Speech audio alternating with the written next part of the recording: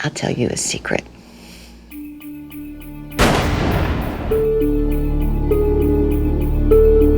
Oh, Mary Alice, what did you do?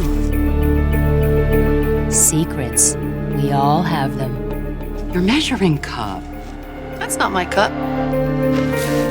But on Wisteria Lane, You know what it is, don't you? there are many that have yet to be revealed. I think he's lying. This thing that he's hiding, is it bad?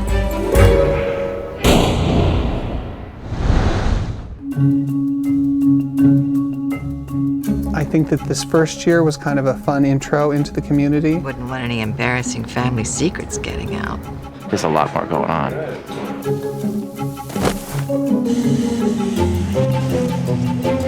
Geez, I don't know if I can tell you. If I told you, I'd have to kill you.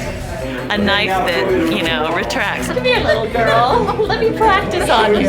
What kind of hurt? I know. You may want to actually have some padding. Are you saying she stole the baby? Bring in the real baby, please. Max, I need the other baby, please. The other baby.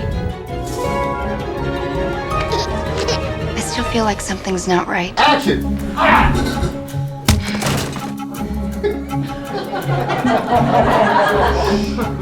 Is that enough blood? First of all, we can't discuss it among us because it's a mystery. He's filming you right now. Caught on tape. Don't put this on camera. Wow. Can you come on this side, buddy? Thanks.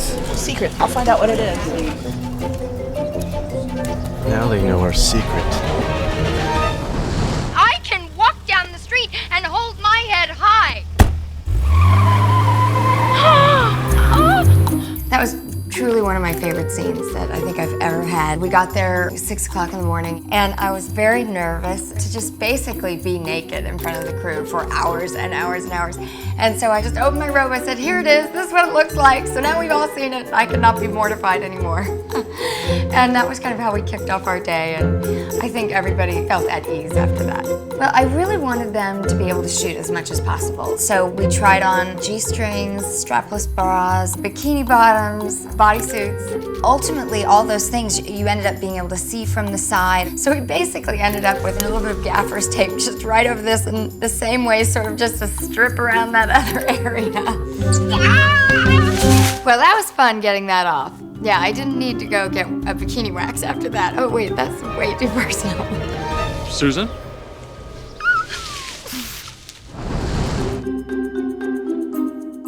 Wisteria Lane, which is Colonial Street at Universal's backlot, was originally conceived to be a series of facades, just exterior fronts, places to come and go. And then the classical way in filmmaking is you would then build the interior on stage. You walk up to the door, you cut to a stage set.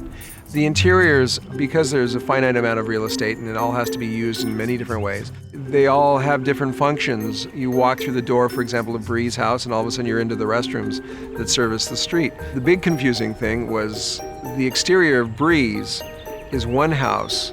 The interior that we used for Bree is actually the interior of Mary Alice's house.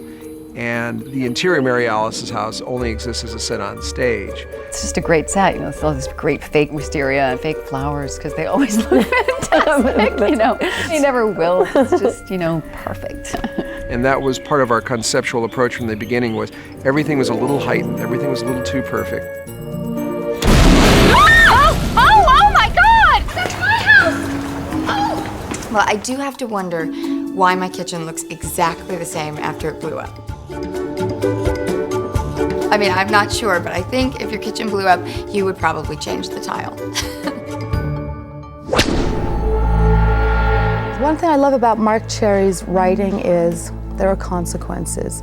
And once something is started, there has to be a payoff. I think myself and the other writers are starting to really kind of feel our oats, and we want to dazzle some folks. Rex dies at the end of season 1, so I expect her to be going through a lot of changes and grief and mourning, and I'm excited and interested to see where she goes. All right, well, let me see what you got here. Okay, you failed. So I think what we need to do is look at this, because I love the stuff with Bree taking possession of Rex's body. I think the deeper issue is she's afraid of the closure of a funeral. Well, one of the things I've been thinking about for the first episode is, the theme is chapter 2. It's new beginnings or something. That's kind of our umbrella thing. And so what's an interesting thing is she doesn't want to start another chapter of her life. She's not prepared to do so. I could see if she's feeling the guilt over the heart attack thing, I can totally see her lashing out at the funeral home. You gave him the wrong tie. That's not the one I wanted. She just gets into the casket and takes off the tie. She takes off the thing and she is literally in a casket retying a tie. She's kind of starting to have a breakdown. I'm sitting here wrestling with, do we have her just start to have a nervous breakdown? Or do we go straight to alcoholism?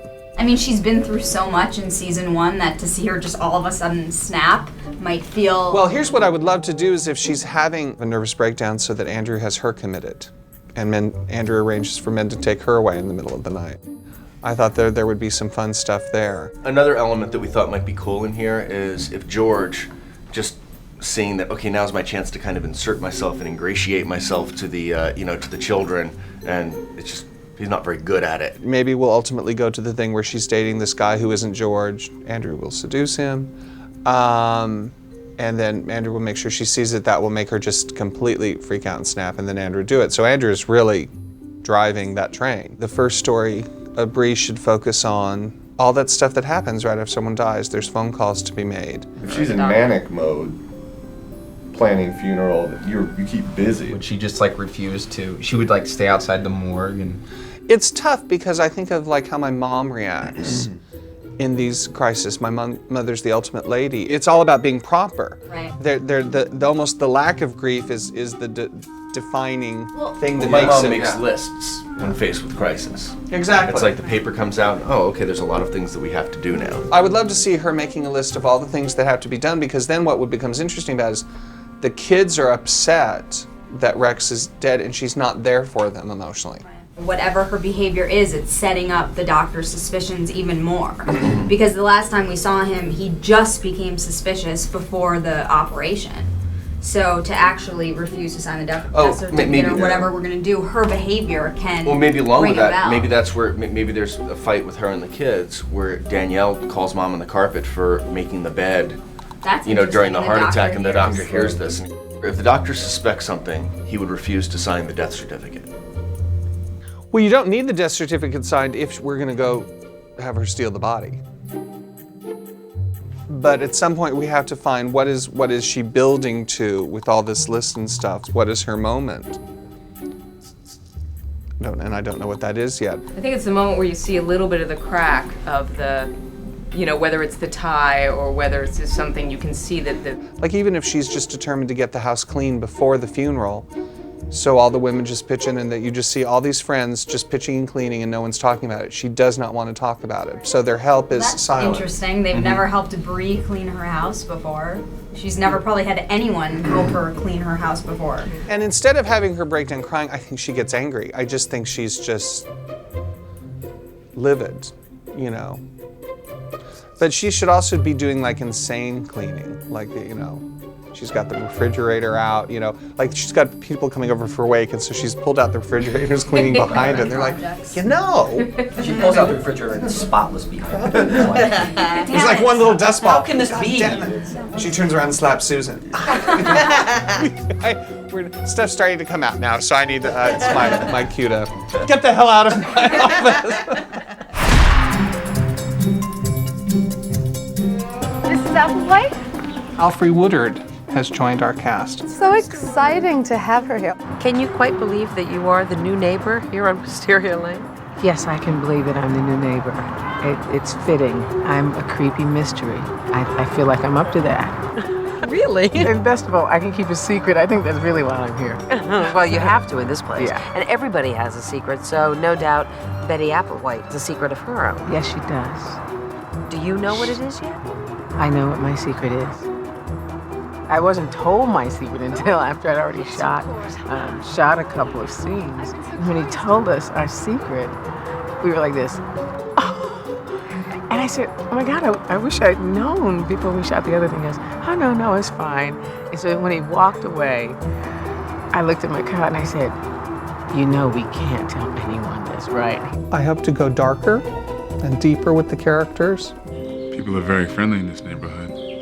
Yes. Yes, they are. She's got a secret. I'm not going to talk about it. Opens this bolt lock and pulls it open. We walk in. I put the tray, the beautiful tray, on the table. I spin it around and I say, "It really is a lovely gesture."